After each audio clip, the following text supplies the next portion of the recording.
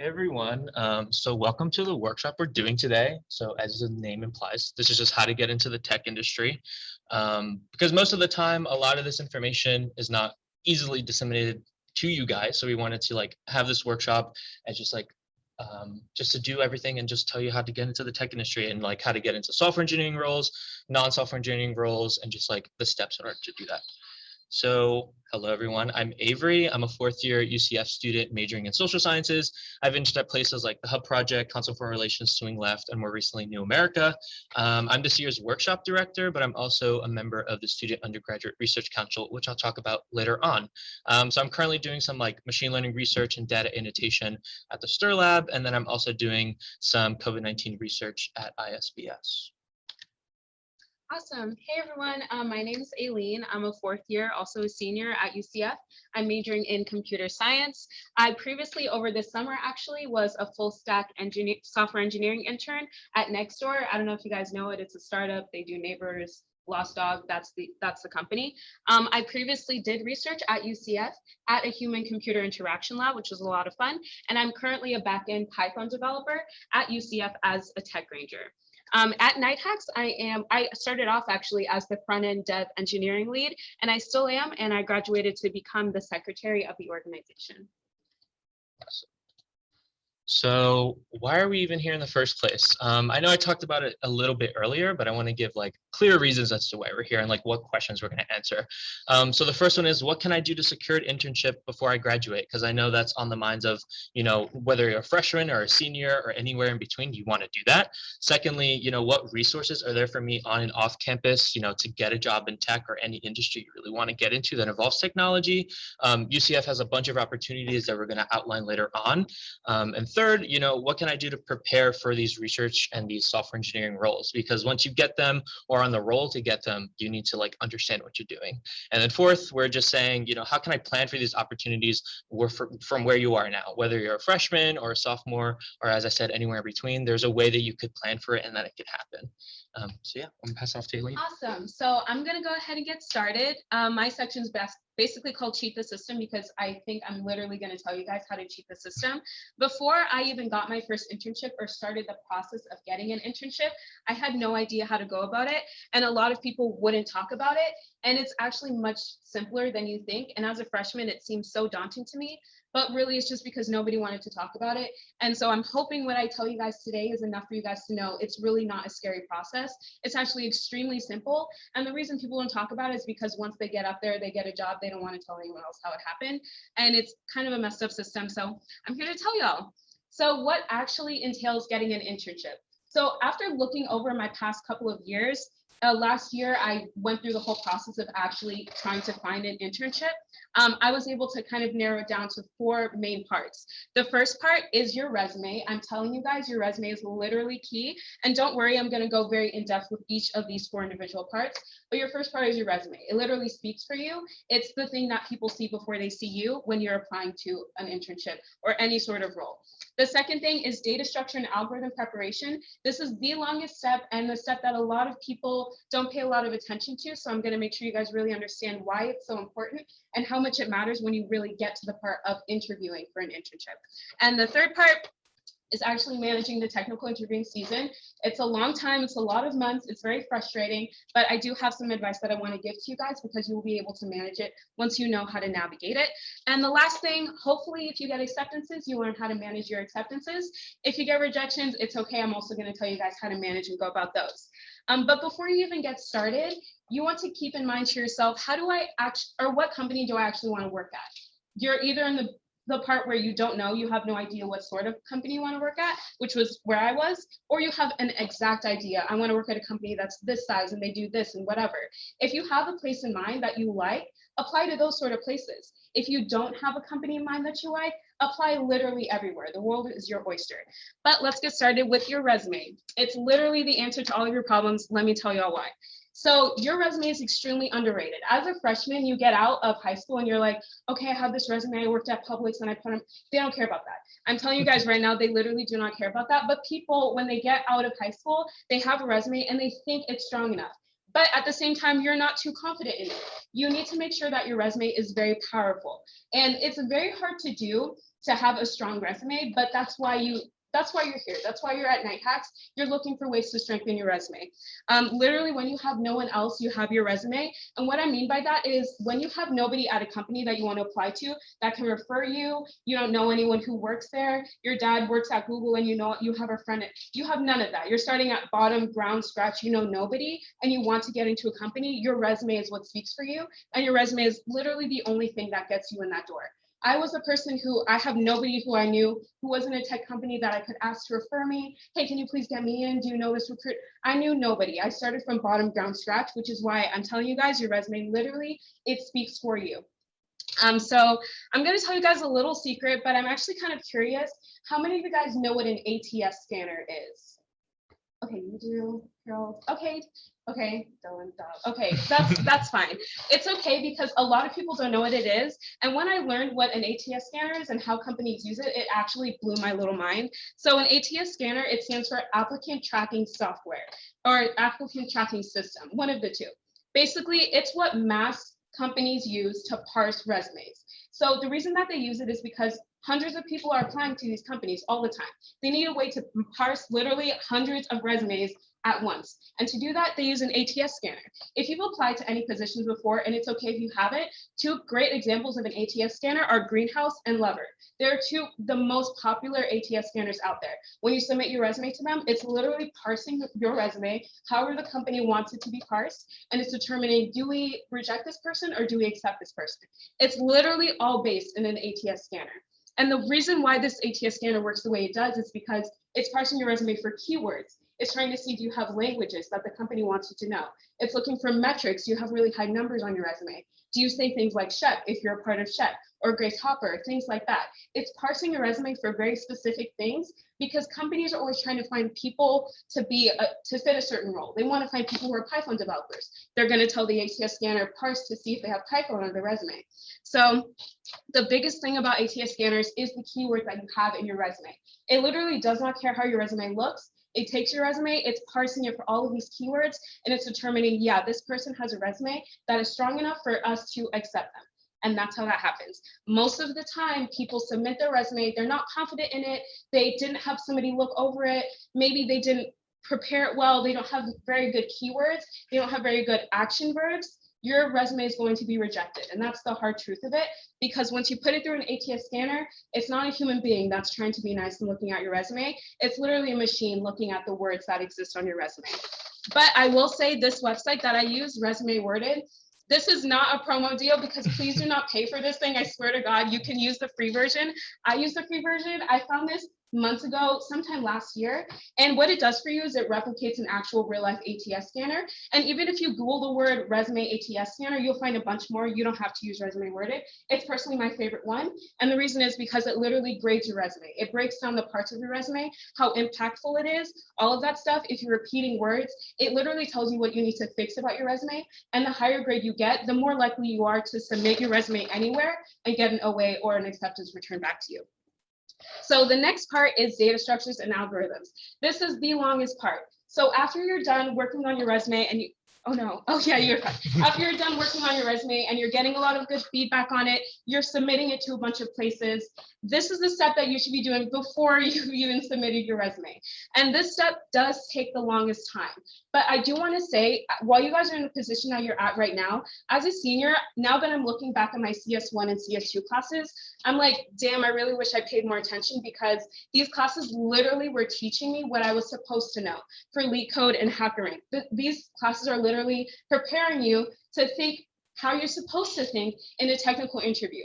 And they're literally, as the professors, if you have a good one, they're assigning you problems and assignments that replicate literally the questions you get on LeetCode and HackerRank. And I did not realize that, but everyone that I know were always like, damn, CS2 was a great class because it literally taught us what we needed to know to pass LeetCode problems and stuff like that. So please take advantage of these 2 classes when you have them.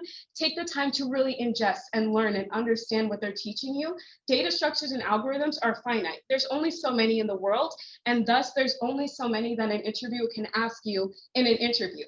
So I'm telling you guys, it's possible to understand what you're being taught. It's possible to understand data structures and algorithms. And what really matters, it's possible to understand what data structure and algorithm to use when you're given a problem in an interview.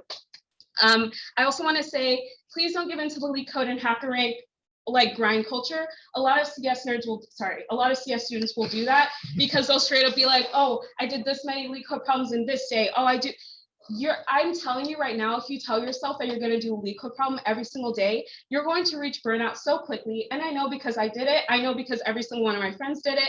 I know because everybody I know that said they're going to do a leak code problem a day did not do that, and they ended up burning themselves out. They're very difficult problems. You guys are learning to write technical solutions. If anything, if you want to do a leak code grind, I would say do 1 leak code problem a week. Give yourself time to understand the solution, understand the problem, write a thorough answer, because there's a high chance the theory they're making you think of in leak code problems is exactly where you're going to approach in an interview, and you do not want to be sitting there fumbling. You want to know exactly what you're talking about. Oh wait, no, can you go back quickly? And then one more thing is the group interviews, or like group setting and peer mock interviews. So this is a really great thing that you can do when you're starting out learning LeetCode. And the only reason I'm saying LeetCode is because it's the most popular website used to prepare for technical interviews. There's hundreds out there. Please use any one that you wish. I'm just saying LeetCode as a filler buffer. Feel free to use LeetCode, use anything else that you would like as well. But when you're preparing for these technical interviews, a lot of people just sit and do them by themselves. The reason that that doesn't work is because in a technical interview, you're not sitting there and doing it by yourself. You're sitting there and you're talking to your interviewer. You're talking to them, you're trying to solve the problem, you're trying to explain your thought process to the interviewer. They're trying, if anything, and I will say this, I'm going to mention it later, but when you're in a technical interview, if you're not applying to a FANG company, 9 times out of 10, they could care less that you did not solve the problem. They care more that you actually explain your thought process to the problem and that they know you understand what you're doing as you're solving the problem versus not saying anything, coding, and then getting the answer. They're like, okay, this person knows how to code, but clearly they're not a good communicator, and thus I don't want them on my team. And I did want to mention, when she says like FANG or like these big companies, we're really referring to like the Google, the Netflix, the Twitter, like those really massive tech giants that like, you know, a lot of people apply to. And because of their size, they really want to go through as many applicants as they can. So that also manifests into the way they ask you questions, how they want you to think. And for any other company that's smaller or, you know, smaller than those big companies, they're probably going to ask you different types of questions. And it even is more important to understand like what you're learning in CS1 and CS2, because if you can't explain it to other people, if you can't like break it down and actually apply it, then it's like useless. But you know, that's why you're here, and that's why you should be really sitting and learning through these classes. Exactly, yeah. And mock interviews are honestly best way to go. You can prepare with a friend, somebody that you know. We're actually going to have some professional development events with Night Hacks, and there will be resume building sessions, mock interviews that I'm going to make sure I'm hosting as well. These are great opportunities for you guys to practice with someone who's not a high-level interviewer. You're just straight up practicing, how do I talk in an interview? Because that's really what matters the most. Now you can go ahead. Okay, awesome. So the third part is literally the technical interview. Now you're putting what you've done into action. You've studied data structures and algorithms, all of this stuff. You've submitted your resumes. You've got somebody who's like, hey, I would like to interview you. Now you're actually at that step. So before I even get to that, I do want to give you guys a brief sign of caution. When I was going through my internship process last year and I was applying to all these places and I was doing all these interviews and all of this stuff, I literally was so hard. I was going so hard in the paint that I failed one of my classes. You do not want to be that person, okay? It should not get you to the point where you fail one of your classes. It should not be that hard. But the reason it was that difficult for me was because I didn't know what the hell I was doing.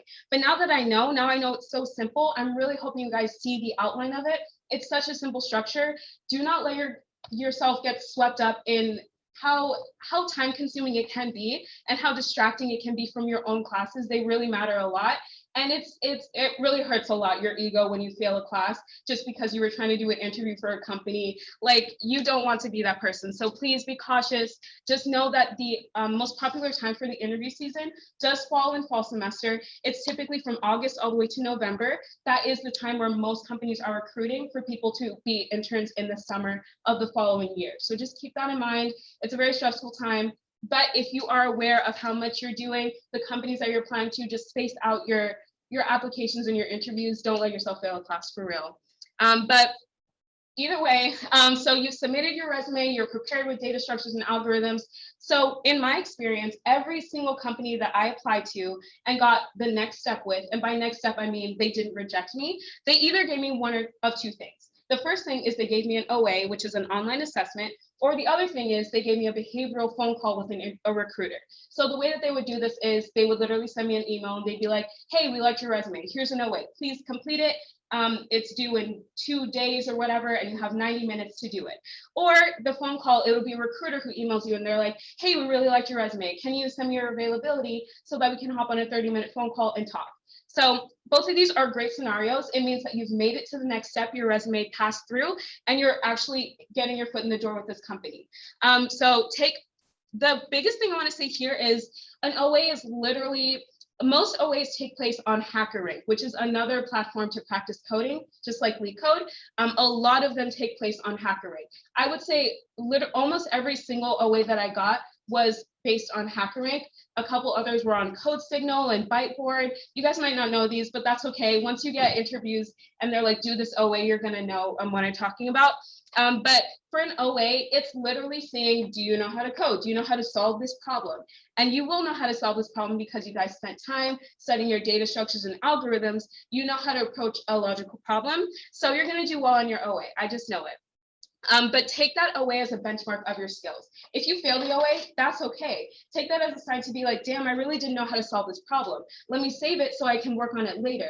Or because there's a chance the data structures that are being used in that problem, you're gonna approach it later. So it's a great opportunity for you to save that problem and work on it later and just know, okay, a problem at this level is not where I'm at yet, so I'm gonna keep working on it. Yeah, and I did want to mention, like, along with that if you don't know what to do in your OA, and let's say you get past it, like, you're probably not going to do well as like an intern or as like a full-timer at a position, because the OA is mostly like an everyday task that you would do on the job. So if you can do an everyday task, I would say that's a sign that maybe you shouldn't like cheat or try to go past it. Because I remember I got an OA once and like I was just starting like learning algorithms and like LeetCode and all that stuff, and I literally didn't know what to do. And I'd rather have that than like me cheat my way through and try to find a solution somewhere and then get to a technical interview where they, talk to me face to face and I like fall like flat on my face. Like, that's not fun. So this is like a benchmark of like how well you would do at that company. And then like Aileen said, like, okay, now I need to learn how to do this type of algorithm. I need to talk through this issue, and then you just learn from there. That's a really great point that Avery just brought up, because sometimes people do cheat on OAs. And what happens is after you pass an OA, the next step is legit a technical interview with a person. You're not going to cheat a technical, like, they're going to know you don't know what you're talking about. So please do yourself the favor, and it's okay if you fail an OA.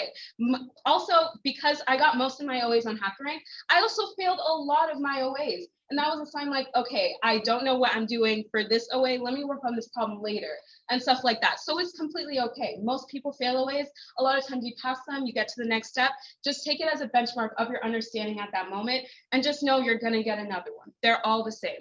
And I also want to say, once you get one technical interview, you know how to do the next one. They are extremely nerve-wracking. Nobody passes their very first technical interview, at least nobody I know. Maybe Sunit, probably, honestly. Probably Okay, yeah, but most people I know have never passed their first technical interview. They're hard on purpose. They're very frustrating. It's your first time in an interview where no other industry does this, where you have to sit and solve a problem in front of a person and then they determine if you're good. Like, nobody does this. It's not normal. So it's okay for you not to pass the first one, but once you do that first one, that's exactly how all of them go. So you know the structure. Yeah. And I did want to mention too, like, the company I currently intern for, like, I work on the product and tech team, and a senior software engineer was telling me like the first time he had a technical interview in like a certain language, he literally left, like he didn't know what to do. And I think like now he's like a senior staff engineer somewhere. Like, do not take that as a hurt to your ego. And it's obviously easier said than done. Like obviously you're gonna get an OA and you thought you knew what you did and then you didn't. And that sucks, obviously. But like once it happens more, like you'll just get used to it. And then it's like way more satisfying when you know what to do and then you get, those results back. So Great point. Speaking of getting used to it, acceptances and rejections, everyone deals with them both. Okay, so let's start with rejections. Rejection hurts. I know. I've experienced it hundreds of times. Every CS person has. Everyone who applies anywhere has experienced rejection. And just like I said, literally almost everyone fails their first technical interview. Please do not let that be something that gets in your way of not doing one ever again. I know way too many people that are like, oh, I did a horrible job at this technical interview. You know what? This isn't for me. I'm going to give up. And it's like, please be realistic. Like, you're not going to pass every technical interview you have, especially your first ones. It's frustrating and it's not easy to do. So just make sure you know what you're getting yourself into. It's difficult what you're doing. You're applying to be a software engineer at a literal tech company. So be realistic. You're going to get rejected and it's okay. And there's a chance that you're going to get rejected from a company that you loved a lot. And it's okay as well. Just take the opportunity once you do get rejected. I always say email back your recruiter just to ask for any feedback that they may have on your performance. When you have a technical interview, they are taking notes on you. They're taking notes on your performance and they're relaying it back to the team because that's the only way they can determine if they want to reject you or not. So they're taking notes on how well you did, how poorly you did. They're giving it back to the team. The team determines, yeah, we don't want this person. And they're going to send you, no, sorry. And your response should be, thank you so much for the time. Can you tell me like the feedback on my performance? What did I do wrong? What can I improve on? That's your opportunity to really like take that knowledge from your rejection. If you got all the way to the point of a technical interview, take that knowledge that they gave you on why they rejected you and apply that to your future ones. yeah. And then we also talk about this later, but it's a great point of contact to have when you ask a recruiter, like, can I get my feedback on certain things? Or like, please keep me updated with certain, positions, because the point of recruiters is to look for talent and to look for people who's going to apply to these roles, because obviously that's very important for a tech company and their success. So like we'll go into more in depth later, but like that's actually a really good first step into doing everything. Great point. But acceptances feel great. Okay, so you actually got accepted into a tech company, but it's not the one you wanted. And that's okay too. That happens all of the time. One thing that I do want to say is if you do get an offer and you really, really do not want to work at that company, that actually happened with me. My very first offer that I got, I did not want to work there and they were offering me $25 an hour. And in my mind, I was like, oh my God, that's the most money I'm ever going to make from any internship. And I can't believe it, but I really don't want to work with them. And it was so hard for me to say no, but I said it anyway. And that's okay, because after that interview, I had many more, and I ended up getting many more offers down the line. A lot of times what companies will do is at the beginning of the interviewing season around August, they will try and trap you. They will try and like speed rush your interviews and then give you an offer. And you're like, well, I just got started with this whole thing. I've got like multiple more companies I want to interview with. They will try and trap you. Know in your heart, do you really want to go with that company? If you do, say yes. If you don't, and you really want to give yourself more time, do not feel bad asking, can you give me an extended deadline to determine? Because they will give you about 2 weeks to determine if you want to accept or not. Or do not feel bad being like, I'm sorry, no, I don't want to. Obviously say it nicely, but like you don't feel bad saying no, because they're interviewing hundreds of people. You're not the only one. Do not let these companies make you feel bad. And if you do get an offer and you do accept it, it's still not your number one. That's okay. Make the most out of it. You got that offer for a reason, and you never know, your second option may be your best one.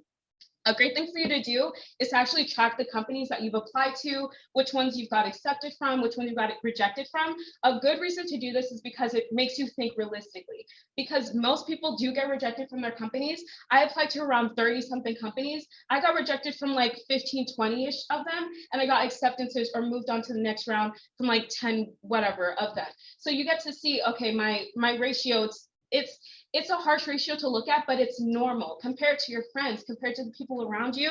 It's literally normal to have way more rejections than acceptances. And keep in mind, companies will reject you for literally anything, any reason. It's most of the time not even just you. And internships happen every single year. And the reason that I want to say this is because you guys do not have to do this right now. The interview season is right now, but I would say chill until next year. Like wait until you know exactly what company you want to work at. Anything more than just jumping right into the deep end right now because you guys have so much time. Internships happen every single year. As long as you've got another summer to spend at UCF, you've got another reason to apply to an internship for the year after and the year after. And internships don't only happen over the summer. Sometimes companies have spring internships. Sometimes they have fall internships. Those are a little bit more difficult, obviously, because you have to like match your schedule around them. It's a little weird. I never do it, but some people do. But just keep in mind, they happen all of the time. You do not have to do this right now. You should do it when you're ready, and only you will know when you are ready. So I'm gonna go ahead and pass it. Oh, what's that? Well, can I add something to that? Yeah. Oh, let me get up to the mic. So yeah, definitely only start applying, when you're ready. But if you feel like you might not be technically there yet, there are specific internships that are actually meant for people who are freshmen and sophomores. So, if you don't feel like you are ready for maybe a more technical interview, there are specific programs for if you're a freshman or sophomore or you're graduating a lot later. Google calls it STEP, Google STEP. Facebook University, Microsoft Explore. Those are the only ones I can name off the top of my head, but those are actual programs and internships that you can apply for, and they might still be open. You should really look into that actually right now if you're interested. They definitely are. Literally just Google freshman or sophomore internship at X company, and then you'll find everything. So yeah. You'll find a lot. But yeah, so I just want to say before I pass it over to Avery, my first technical experience on my resume, I was definitely that girl that got out of high school and I was like, I volunteered at a library. Why do y'all not want me? But I literally had to find something technical at UCF to do, and I was lost. And I actually ended up finding this research lab at UCF that was a human computer interaction lab. And I applied. I was able to, it was literally just a sit down interview, literally at the UCF research library or UCF research building. And I got to meet the lead researcher of the lab. And he was basically like, yeah, we just need an engineer on the team. And I was like, yes, I'm willing to learn anything. And I ended up learning so much on that position. So many technical things. I built a Python GUI. I got to work with Electron.js and work on JS stuff. These are all things that I got to do outside of my classes where I didn't need to get a grade for my assignment. And that was something I got to put on my resume. And that was actually the very first thing that I was able to put that was technical on my resume that got me literally leap started into other technical roles that I could put onto my resume. And to talk more about research, I'll pass it over to Avery. Hey everyone. So I'm just going to give you super similar to what Aileen was doing of just a rundown of how to get into research and just literally every step you need to do that I personally did that I wish someone was telling me about. So quick disclaimer, it's really exciting to finally figure out what you want to do and what you want to research and hey, I want to have this on my resume. I want to do everything. But research is time consuming. You do need to block out certain times in your schedule and work with the research mentors and the engineers or wherever you're doing in a lab just for about your schedule. So it is time consuming. But secondly, you will only get the most out of research and learn the most if you actually, work on projects that actually interest you. Because if you're working on something just to have it on your resume or just to do XYZ, you're literally going to hate it. And then you're not going to want to do research anymore. Well, maybe, and then also on the other end, you could say that you did research and you didn't necessarily like it, but you did learn. So it's it's a double-edged sword, but you can do whatever you want. So yeah, so what do you do when you actually do research? Because I know people say that, but they never really give you any type of explanation as to what they do. So I'm going to do that for you, but it really depends on what department you're doing research for and what professor you're working with. It really is, depends on that stuff. But for me, here's what I did, just a little taste of what I did in terms of what I did for research. So first I started off in poli-sci and IR where I translated documents and I updated databases. And I did a lot of that stuff for over the summer, about last summer. And then secondly, I got into sociology research where I did literature reviews and media analysis of certain news articles in terms of different types of lens of analysis, things like that, which I'm still currently doing. And then when I did more CS stuff, it was statistical modeling and data analysis with Python, where they gave me CSV files or Excel files or whatever file that needs to be analyzed. And I used, Python and the packages with it and other languages to do statistical modeling. And then finally, we have interdisciplinary stuff where I did data collection and then information verification with SQL. So this is the tip of the iceberg of what you could do with research, but hopefully this gives you a little bit of a glimpse as to what you could do, because research is very nebulous as a word, but I want to give you actual material things that you could do that you could see yourself doing in the future. So how do you even get an RA position? Because no one really told me when I was starting. So there's a couple things you could do. The first one is cold emailing people. well, not people, your professors, obviously. And this should only be done if you take in more than one class or you TA'd for a professor that you like actually have a relationship with, because it kind of sucks if you're like take one class for one semester and then never talk to them again. But then a couple semesters later, you're like, oh, I want to get into research. And then you just email them. You're not going to get a response back, which sucks. But like, that's why I'm here.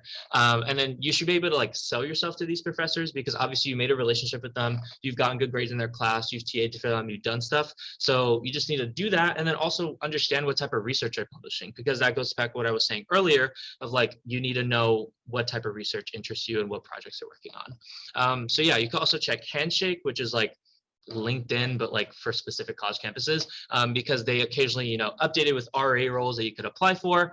And then, yeah. And then finally, which is probably more important, is like checking the computer science and electrical engineering website, because there is just like a link to like 20 research labs we have on campus. Like we're an R1 university for a reason. Like we have so many opportunities given to undergraduates specifically, and it's really your job just to like take advantage of that because it's right there for you. Yeah, and then like I was mentioning earlier in the beginning, the Office of Undergraduate Research has a lot of stuff. So we're currently like revamping the research position database, like as it sounds, it's just the database with all the RA positions you could apply for, and just like what they're doing and like what the professor's leading and stuff like that. We also have like the Summer Research Academy and other funding opportunities where you could literally start an independent research project with a faculty member and they pay for it. Like that looks so good on a resume, and you also just learn so much. And then you could also learn whether or not you actually like doing research, because if you're spearheading it on your own, you really get a taste for what you're doing. We also have peer mentoring, where you can meet with students like me on the research council and other peer mentors, where we could tell you where you want to research. Like you give us an idea of like what your major is, what your plans are. Do you want to go into industry? These are all questions we ask, and then we point you in the right direction. And then finally, we have like workshops very similar to this and information sessions where we go through like applying to internships, applying to jobs, academia, or like industry. Like we do all this stuff because if you're still a freshman or sophomore anywhere in your academic journey, like you need to understand what you're doing. And then that's where you're here. So yeah, so like once you've done on-campus research, and let's say you've done a research project or you worked with like a professor, you've done XYZ, like I mentioned earlier, what else is out there? So we do have, and I'm a huge proponent of like research experiences for undergraduates, which are just called RAUs, which is a research fellowship that's funded by the National Science Foundation, where you do graduate level research at another institution, at another university, or your own, because UCF has around 2 to 3, I believe, especially in CS.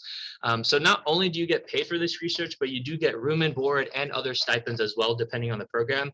For me, I did one this summer where I got paid almost $5,000 to do research. They paid for my flight there, and I lived in a house for like 2 weeks or 2 months. So like all that is available for you, and you really need to be experienced in order to do that.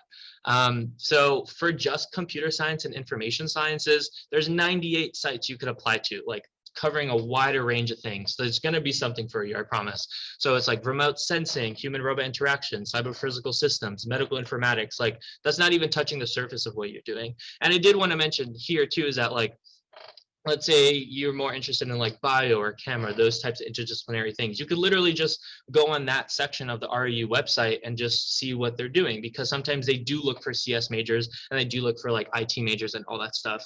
And then, yeah, applications open early next year. So like, you don't really have to worry about it now, but it's a good idea just to like understand what it is, because some people try to understand it or try to apply for it and they don't really know what they're doing. And they're trying to look for students that like really care for what they're doing. So here's some REU benefits that aren't necessarily like put on the website. So you do get connections with professors elsewhere. And I know people only think that's just for graduate school, but that's also for industry as well.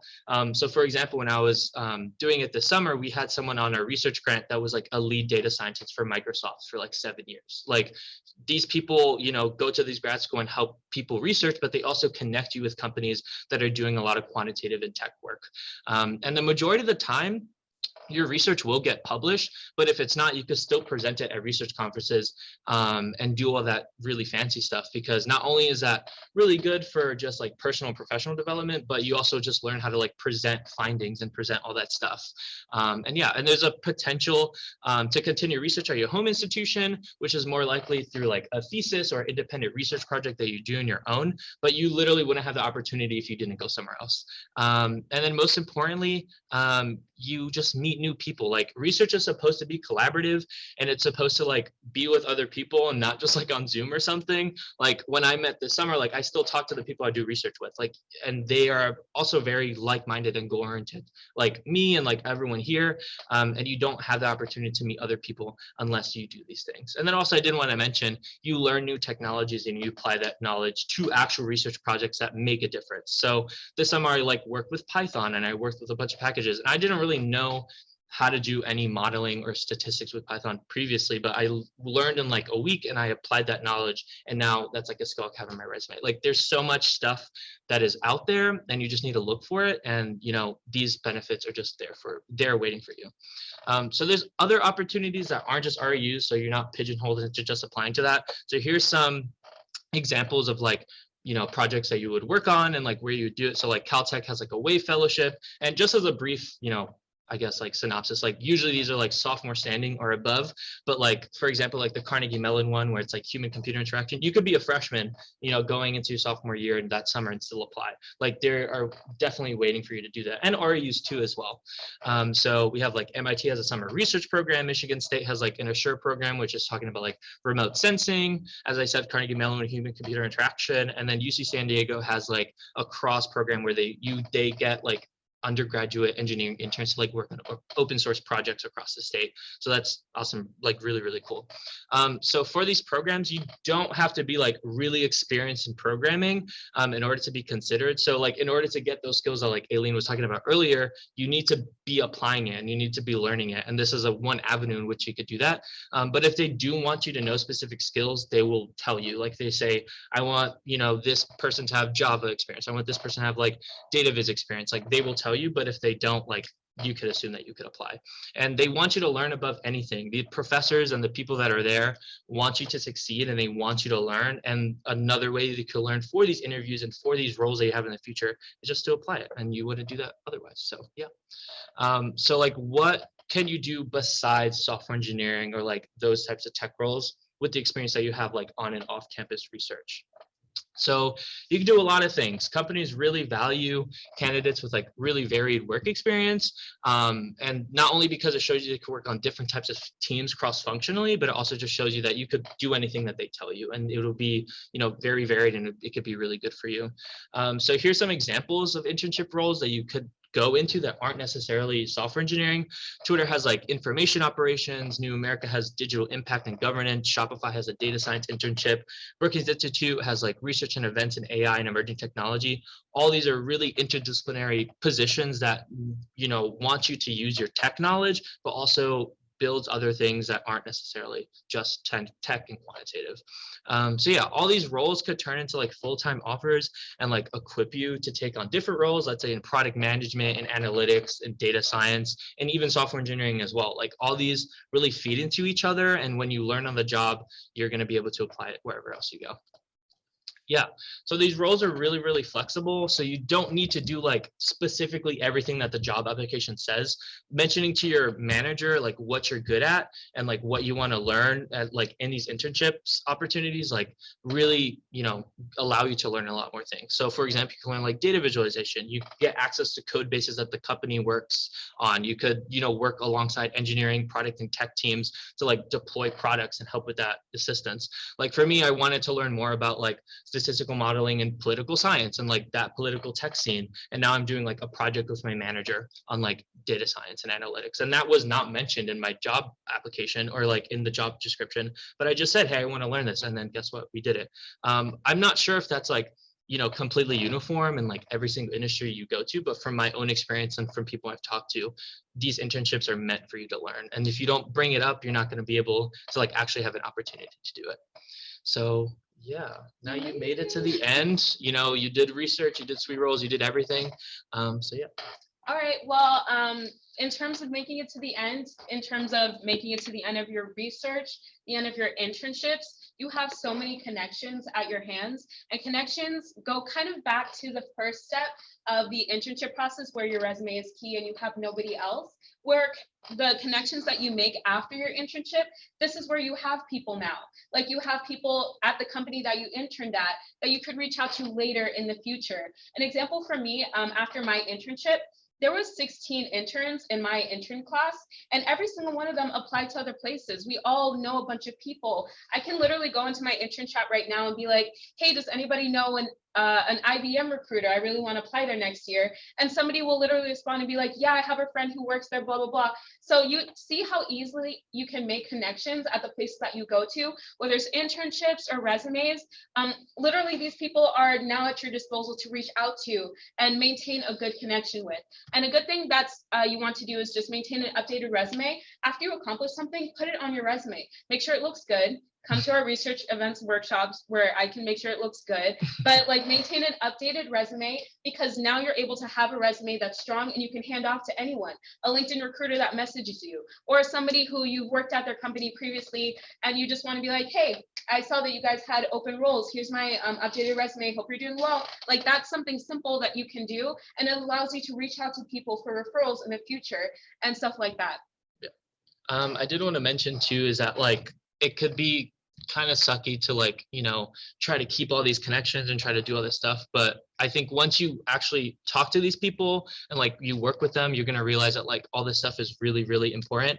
And it sucks that you have to, you know, put yourself out there that much just to get a job, which sucks. But this is what you have to do. And this is the first step in order to do that. And, you know, those simple like connections that you have are just going to be really important. Like I said earlier, like these recruiters and these talent scouts are looking for people to apply to places, and like, you know, talking and like word of mouth and all that stuff is really important into like securing a job or an internship, or simply just learning more about a role. Like all this stuff is like super flexible. And then, yeah, I did want to say that like that last point of like, you know, do not fall into this grind culture that you see online and like LinkedIn and like all these places, because honestly, you're going to end up where you need to be. And a lot of what you see is like very performative, and like, don't give into like, I have just, you know, submitted my application or I got accepted to Google. Like, no one cares. Like, that's just a sad fact. But yeah, you're going to end up where you need to be. And as long as you follow these steps and you take it at your own pace, you're going to end up, you know, where you need to be. Yeah, and just by being here, you guys are already doing the correct first step. And just like the slide says, literally all of this takes time. The second that you start comparing yourself to people around you, just like Avery was saying on LinkedIn, you're only halting your own progress. I'm telling you guys, like, I'm a senior and I had my first internship in my senior year. And it's because I spent my first 3 years being like, damn, I'm not going to get anything like everyone around me, blah, blah, blah. No, you can't keep doing that. It only holds yourself back. Really do not let yourself fall into that trap. Surround yourself with people who are trying to reach the same goals that you are. And Night Hacks is a great club to do exactly that. But all of this takes time. It does take time, and you will end up exactly where you need to be. Yeah. And then I just want to say, like, I didn't start research until like the summer going into junior year, and like people consider that late, but like it honestly isn't. And I was able to like get a research fellowship. I'm like researching at 2 places on campus. I have, you know, these lead roles in this, you know, these certain research labs. Like, everything takes time, and you do not need to compare yourself to others. And like, I wanted to mention this earlier, but like when you're sitting in these classes as a freshman and sophomore, you need to sit there and learn. Like, you don't need to like try to figure out like, oh, I need to get this job by this time. I need to do XYZ by like this time. Like, there's no timeline for anything. You just need to, you know, vibe and like learn, because that's what college is for. So yeah. Does anyone have any questions? This is a lot of information. So like, yeah. We'll take any. Are there any in the Zoom chat? I think there was like a lot in the Zoom Yeah. chat, honestly. I've kind of been responding to them. Okay. Yeah. I mean, one thing that, go ahead. Oh yeah, what were your question? Oh yeah, we're recording the Zoom session, so it's going to be uploaded probably later this week. I think probably tomorrow or over the weekend. It's going to be uploaded onto our YouTube channel, Night Hacks. Yeah, and then there you'll be able to like access the, you know, the links that we have and just like all that stuff. So. Oh yeah, we're going to make sure we put a post on Discord of all the links that we referenced in this slide. Later tonight, we're going to do that. Yeah. Any questions? Anything I want to cover? Yeah. So one thing I'll add, I'll just get off here. Because Abraham was saying, so one thing Abraham said was actually another thing you can do is also to do company events. Wow, I just lost it in the chat. Where'd it go? Okay, yeah. So if you look at like Handshake, it sends you a lot of events. If you actually like are like subscribed to Handshake or like are on it, if you just look up UCF Handshake, you'll be able to enter it and access it.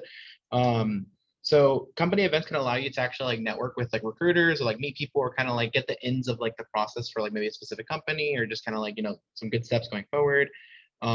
So that was just something in the chat I wanted to bring up to the in-person audience. Well, that's a great point, because company events, that like companies always come to UCF's campus. all the time. There was literally like a career fair or something. I don't know. I should pay more attention to these stuff, but like they have these all the time, every single year, all throughout the year, whether it's in person or virtual, these opportunities are always happening. So you guys are not missing out on anything ever. If you miss something, something new is going to come up every single time. Every time. And I did want to mention too is that like UCF has, I think, some of the best opportunities for undergrads in Florida. And like we have so many companies that come here. We have so many people who intern at certain places that went to UCF, and like you could take advantage of all that stuff. So yeah, like there's so much stuff at your disposal, my bad. And then yeah, like this could be a lot of information, but two things. One, it's like, don't compare yourself to others, but then two, like, you just have to take that first step, and it might be uncomfortable to like, email a professor that you haven't, talked to that much before, so you just need to do that. Another thing that was just said in chat, if you want a good networking opportunity, hackathons. Yeah. Yeah. Oh my God. Okay. So hackathons are literally the best way to get something on your resume and also have like an immediate infestation of recruiters like all around you 24/7.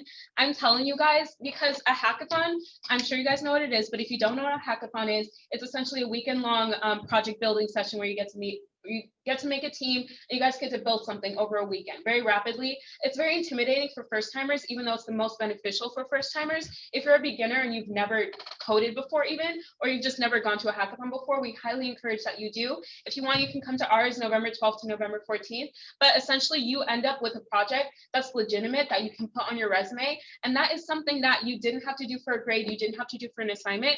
And I swear we're gonna have a separate like workshop for resumes, but the best thing that you can put on your resume is something that you were not required to do by a class. Like that's what recruiters care about, that you went out of your way to do something and learn something new, not because you're required to do it for a grade. And a lot of times people will put projects that they did in classes on their resume because they have nothing else. And you don't want to be that person. You want to make sure you're going out and doing other things and you have something to put on your resume. A hackathon is literally a great way to do that. It's literally an amazing way. Even our project program going on right now by Eli and Cindy, our two lovely project directors, that's an amazing way. If you're a part of it, that's an amazing way to do it. If you're not, apply for it next semester as well. But all of these things are different ways where you can do something you're not required to do, put it on your resume, and immediately you stand out above other people who just put their classes on their resume and stuff like that. Yeah.